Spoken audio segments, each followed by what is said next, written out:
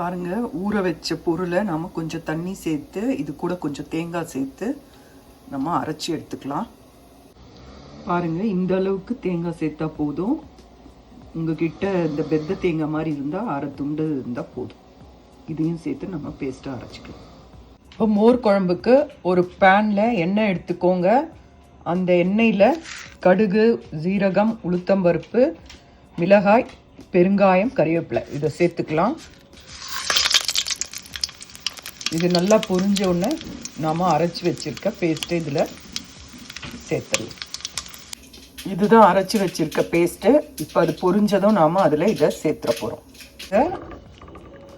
இதில் நான் மஞ்சள் பொடி சேர்த்துட்டேன், கறிவேப்பிலை, பெருங்காயம் எல்லாம் சேர்த்துட்டேன், உப்பு எல்லாம் சேர்த்துட்டேன். நம்ம அரைச்சி வச்ச விழுது இதில் விட்டாச்சு. இந்த பேஸ்ட்டு கொஞ்சம் திக்காகட்டும்.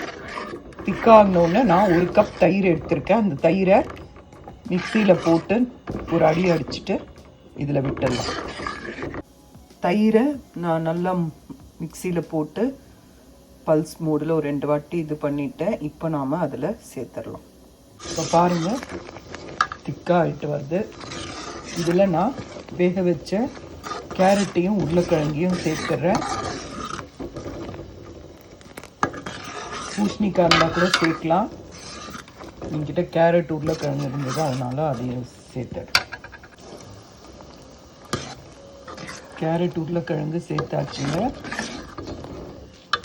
இப்போ இதில் நான் தயிர் சேர்த்துறேன். விட்டாச்சுங்க. இது ரொம்ப கொதிக்கக்கூடாது. உப்பெல்லாம் டேஸ்ட் பார்த்துக்கோங்க. ஒரே ஒரு கொதி வந்தோடனே நாம் இதை நிறுத்திடலாம். நான் உங்களுக்கு ஒரு கொதி வந்தோடனே காட்டுறேன். பாருங்கள், நல்லா நுரக்கட்டி வந்துருச்சு. இதோட அடுப்பை ஆஃப் பண்ணிடணும். பாருங்கள், சுவையான மோர் குழம்பு ரெடி ஆயிடுச்சு. இதில் வடை அந்த மாதிரிலாம் கூட செஞ்சு போடலாம். போண்டா, வடை இதெல்லாம் கூட செய்யலாம். இது ரொம்ப நல்லா இருக்குங்க. இது செஞ்சு பாருங்கள். இதோட ஒரு உருளைக்கிழங்கு ஃப்ரை வச்சு சாப்பிட்டிங்கன்னா ரொம்ப நல்லாயிருக்கும்.